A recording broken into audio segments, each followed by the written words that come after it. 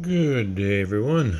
I would say this is something different, but I have done a cooking video before. Uh, Now, this one I decided to do a voiceover, and that has been a challenge in itself, so I'm not sure how it's going to go.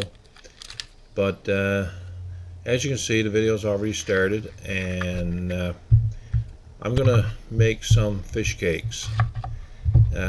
These are easy make fish cakes or simply fish cakes. Um, there's many ways that you can make fish cakes. Um, this is one of the ways I make them, and I'll try to step through the video as I'm going. As you can see right now, I'm cutting up onion or onion, depends on where you live, but we know there's no G or O or J in onion, so it's an onion. So first you take an onion, maybe two, depending on size, and you basically dice them, mince them fairly small, because they're going to have to go into the fish cakes. By the same token, taking half a dozen, maybe a dozen potatoes, again depending on the size. I'm terrible for following recipes, as you probably gathered by now. I sort of gauge a lot of stuff by eye as I'm doing it, but nevertheless, get yourself about a dozen potatoes and peel them, clean them, and we'll put them on the boil now shortly.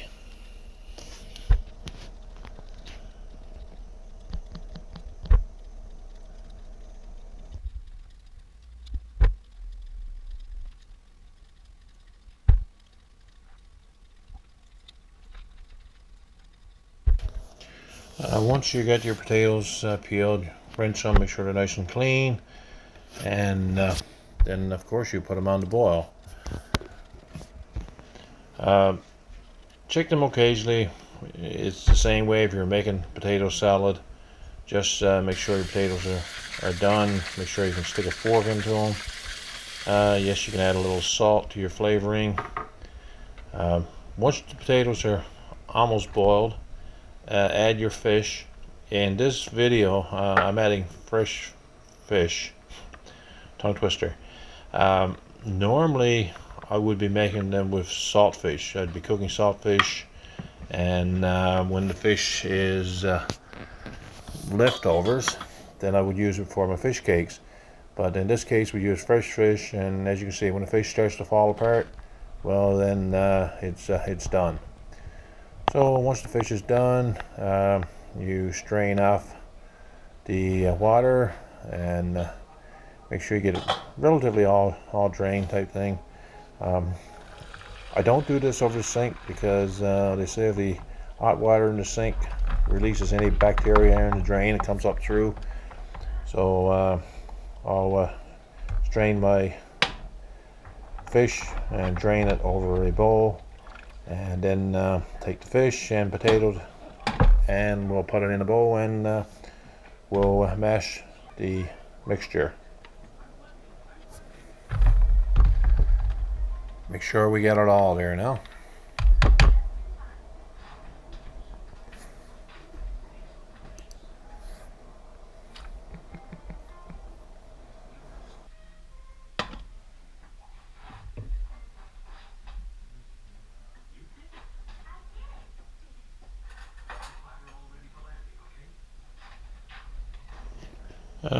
I added about a half a cup of butter. Of course, this is just for flavoring, and I usually use butter as opposed to margarine. And of course, you can't make fish cakes in Newfoundland unless you use savory, and it's got to be Mount Sile Farm savory. But at this stage, you can use whatever spices you would like. You might decide that you want some spicy fish cakes. Well, here's your chance. Get some hot pepper flakes or whatever it is to your liking, and you can add it. And of course, the onion that we cut up in the beginning, this is where this gets put in. And make sure again we get it all. and we mash it in there.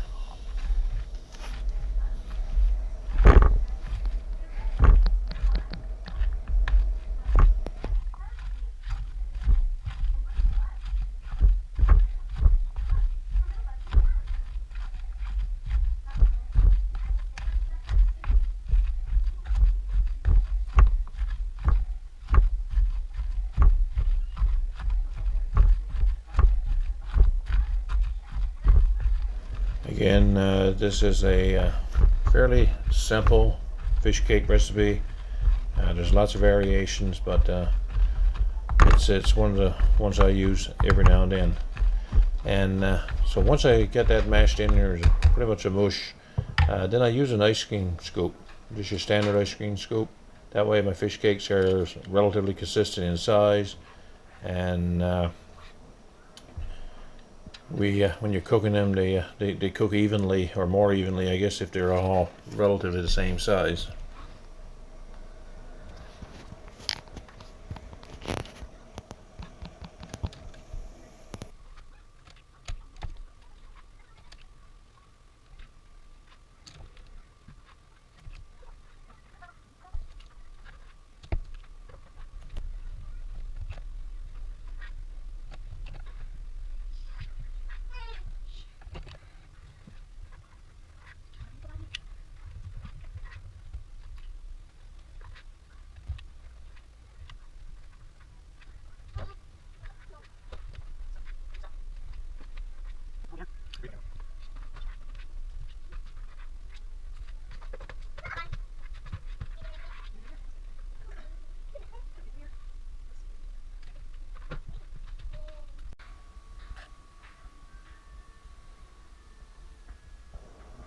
Once the fish cakes are all distributed, I forgot to show that I actually flatten them out a little. I'll add some canola oil to my pan, get it melted, get it warmed up, and then I'll add just a little butter, probably a tablespoon or two. I find it helps to the fish cakes to brown, so I'll add that to my warm oil, and that'll melt in jig time. What I do then is I take the fish cakes that I flatten and add them to flour, roll them in flour. I usually add a bit of pepper to my flour, and sometimes I'll add pepper to the fish cakes as well when I'm making them, and sometimes I'll do both. But just lightly roll them in the flour and get them in the frying pan.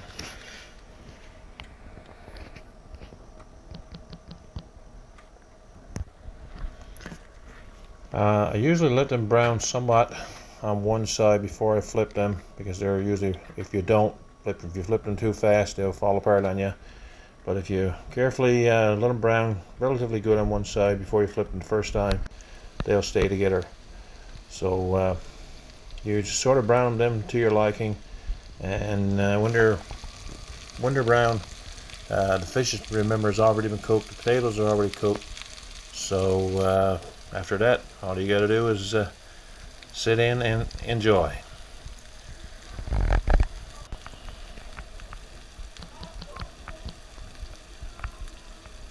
Of course, like on every video, I'd like to get your feedback. Let me know how the recipe went. Had a comment. Tell me if I'm doing something wrong. And of course, as usual, I'd like for you to subscribe and stay tuned for whatever's coming next, because your guess could be as good as mine. Enjoy your day, folks.